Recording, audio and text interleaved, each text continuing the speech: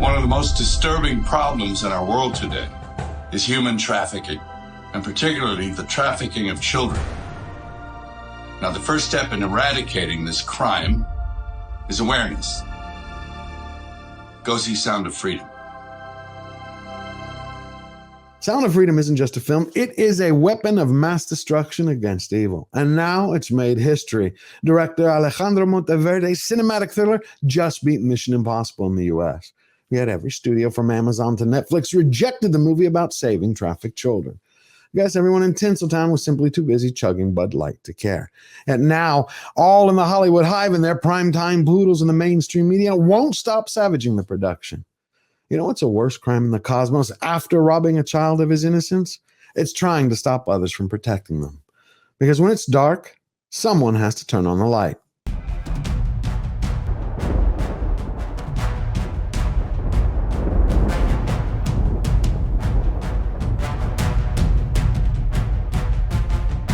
Welcome, everyone. We have a lot to catch up on. God's children are not for sale isn't a slogan. It is a flag to be planted on the hill of here and no further. We have a war on drugs, crime, poverty, hunger, and homelessness. Where's the war to save children's lives? You know, nature abhors a vacuum. And ever since Hollywood adopted abuse as a business plan and ignored the welfare of kids, Angel Studios stepped up to fill the void. Now, Sound of Freedom is a must-see movie with a message. Not only a blockbuster that's a money machine, but a light in the dark. Yet many people wanted the public to remain blind. Disney inherited it. They wouldn't release it. You took it to Netflix, Amazon. Nobody wanted it. Why wouldn't they want a movie about the trafficking of children and a man who fought to stop it? I knock every door, and every single studio, Netflix, Amazon, and many others, they say the same thing. This is not for us. Evil will profit from anything except that which is good. The reality is, evil is completely powerless when good is unafraid to stand up for what's right. Now, for those who don't know, Sound of Freedom is an independent movie based on the true story of Tim Ballard, who was a Department of Homeland Security agent played by Jim Caviezel. He's supported by his wife, played by Mira Sorvino, when he goes undercover to rescue an abducted brother and sister from inside a modern-day slavery ring. What the movie doesn't show is afterwards, his mission spawns into Operation Underground Railroad, an organization dedicated to ending child trafficking in the world. We're talking about a $150 billion a year criminal enterprise run by cartel kingpins. It is the fastest growing international crime network that the world has ever seen. It has already passed the illegal arms trade, and soon it's going to pass the drug trade. Because you can sell a bag of cocaine one time with a child 5 to 10 times a day. God's children are not for sale. Now, many have joined Hollywood in trying to tear down the property. And of course, CNN, being CNN, were more than happy to oblige. While the movie is not about conspiracy theories, Caviezel, a devout Christian, has often shared views similar to those of conspiracy theorists. Yet many of those people who jumped on the bandwagon to ridicule and undermine the people in the production, they missed the forest for the trees. 1 in 200 people is a slave. Why? Slavery affects more than 40 million people worldwide, more than at any other time in history. So right now, out of those 40 million, 2 million every year are children that are abducted, bought, and sold. So when Hollywood or their inbred cousins in the mainstream media decide to go on the hunt and undermine a movie that's raising awareness, I take it personally. I shared in the last video how I was kidnapped, not trafficked, but I was abducted by my father, who beat me and tortured me on and off for a year before my family rescued me. See, that's a great thing about Sound of Freedom. It is a multi-use tool. It's not only a movie that engages, a message to be embraced, but a mirror, a powerful one, reflecting all the true faces of the people underneath their public masks. So whenever the short bus squad goes on there to attack the film, they only hurt themselves, squandering any legitimacy they might have had by straying from reality. The issue is, with this movie, a lot of the events it's based on seem to be made up as well. No shit, Sherlock. It's a movie, man. Like, is there a scene in the movie where a child is saved at the border of Mexico? And then when he sees Jim Caviezel, he runs and jumps into his arms and hugs him for saving him, and maybe gives him a necklace. I haven't seen the movie, so I don't know for sure. No? Then shut the fuck up. Sound of Freedom never once sold itself, advertised, or promoted itself as a documentary, besides the fact it has been fact-checked to hell and back. And the scene that everyone tries to tear apart, where Jim Caviezel's Tim Ballard accepts a necklace from the boy he rescued, yeah, that one, it really did happen. In reality, this incident occurred while Tim Ballard was still serving as an HSI special agent, and the little boy indeed gifted him the necklace. The necklace featured a scripture reference from 1 Timothy 6:11 and the words, "Man of God," engraved on it. The moment he received the necklace, he knew he needed to dedicate his life to the rescuing of trafficked children. Of course, rather than accepting the truth, all the basement bobs and wannabe keyboard commandos had to get a few strokes in to up their chances when they wanted to get a higher paying job inside the Hollywood hive. OUR also led this bizarre, blundering attempted rescue on the Haiti-Dominican Republic border based on intelligence sourced from none other than a Utah psychic medium. And that psychic medium eventually went on to work as an executive director for an OUR-backed group.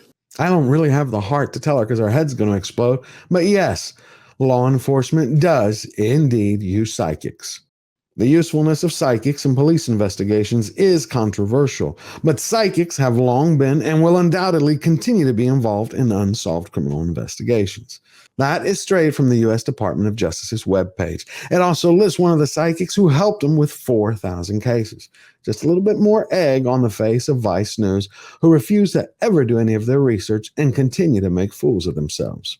People who have volunteered for OUR have also raised concerns that it could actually have been creating demand for trafficking victims by going to foreign countries on undercover missions that, at times, have seemed to consist of walking around bars and sex clubs asking for underage girls. They're smearing right now Tim Ballard in order to frame Sound of Freedom as a phony by claiming that, get this, his operators went to seedy sex clubs in order to track and find traffickers. It's like, where else were they going to find them? Like Miss Moffat's Sunday afternoon tea brunch? Really, it's pathetic. But worse than that, they're claiming that Ballard rescuing children artificially created the demand for traffickers to sell more of them. That's like saying a police officer who busts a dealer inside of a sting is responsible for the manufacturing of a drug epidemic. See, this logic only works with TikTok goldfish brains. Seriously. Now we know why there are instructions on shampoo bottles. It's because of people like this. How a Vice investigation into the anti-trafficking group at the center of the film found a pattern of image burnishing and mythology building, a series of exaggerations that are in the aggregate quite misleading. So let me get this straight. Ballard's accused of exaggerating the mythology of his teams and trying to build up their legends so they could have more street cred. And the problem is? People need dramatic examples to shake them out of apathy, and I can't do that as Bruce Wayne. As a man, I'm flesh and blood. I can be ignored, I can be destroyed, but as a symbol, I can be incorruptible. I don't care if Ballard borrowed his ideas from movies, books, or from the military academy's latest modern psychological warfare tools. When it comes to rescuing kids, all bets are off the table, and anything he had to do, I'm down with it. It's good with me. I'll do whatever it takes to protect our children. The question is now, should trafficked children ever be attacked or politicized? The answer is never. But what we're learning is that when Tinseltown and their meat puppets in the mainstream media cannot exploit a property to advance their agenda, they're going to trigger their battalions of beta male blockheads and wannabe writers. And I don't understand how seeing the movie helps combat child trafficking. Unfortunately, you're not very bright.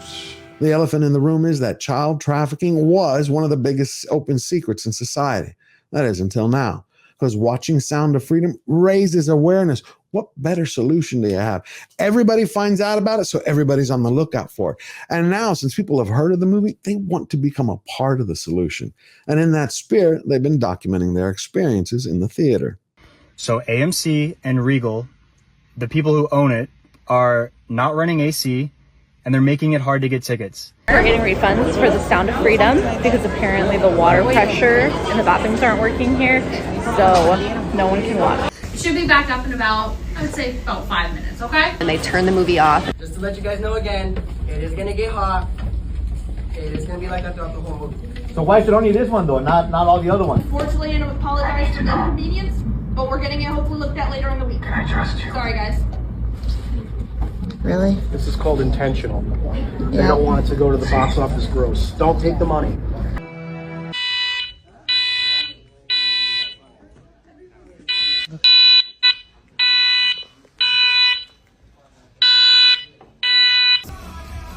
and the radio's playing over the movie. Lights are still on. Came to see it, and the lights didn't turn off for the first 10 minutes, and also there was like a voiceover, like a narrator for blind people. In a bathroom, Tim regards himself in a mirror. He splashes water on his face.